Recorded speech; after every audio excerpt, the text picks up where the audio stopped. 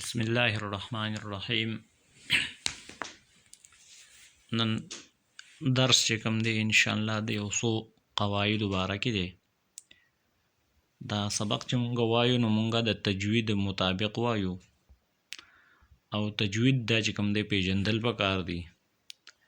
تجوید څه ته وایي؟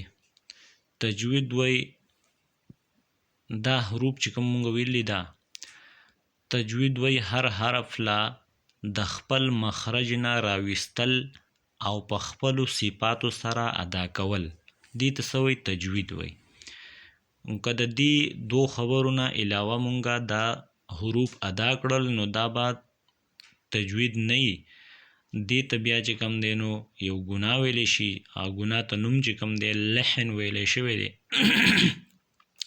بیا دا لحن چې کوم دی نو د تجوید په اصطلاح کې او د علماو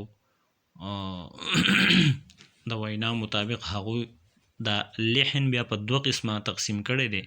یو ته لحن جلی وی، یو ته لحن خفي وی.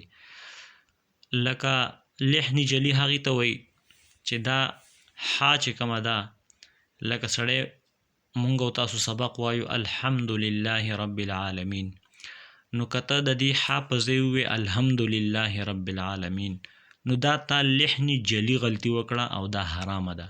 یعنی د یو ټکي په ځای سړی بل ټکي ووایي نو دې ته څه وایي؟ لحن جلی غلطي وایي. او لحن جلی غلطي چې کوم ده دا حرامه ده، او چې کله حرامه شي نو هغه سخت ګناهګار یې هغه کس. نو دا یا د زال په ځای سړی زا ووایي، یا د سین په ځای سا ووایي. دا د سین او د سا فرق ونه کي، لکه سین لیکلی شوی او ته د هغې په ځای سا ووایي. یا چې کوم دی نو الحمدلله کې الحمدلله راکاږي او د ها سره غونډۍ یې ولګي، داسې یې ورسره ولګي لکه الحمدلله. نو دا چې کوم دی هم تا ټکې یو حرف چې کوم دی اضافي ولګو نو دې ته وایي لحن جلی غلطي او دا حرامه ده. یو د لحن خفي غلطي، لکه فرا باندې چې کله زبر راشي دا شي، فرا باندې چې کله زبر راشي نو دا مونږ په ډک آواز باندې وایو. په څه؟ په ډک آواز، په نري آواز به نه وایو.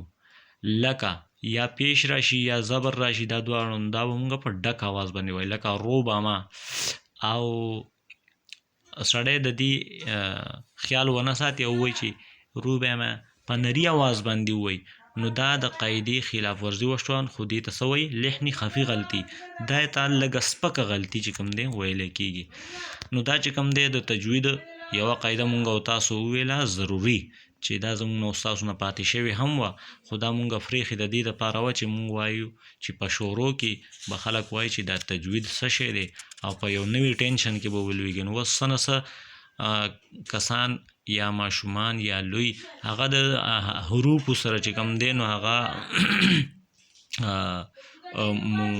منسلک شو، حروف یې وپېژندل، غټ کچ او په مختلف طریقې وله وپېژندلې. د دې وجې نن چې کوم دی دا قاعده مونږ وس چې کوم دی راوړه.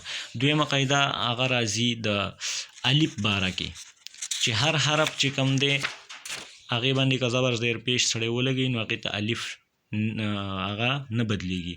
خو که چېرې ورسره په الف باندې زبر زیر پیش وغیره راشي نو هغې ته بیا څه وایي؟ هغې ته حمزه د هغې نه جوړېږي. دا یو بله قاعده وه. او درېیمه قاعده دا ده چې کله په را باندې زبر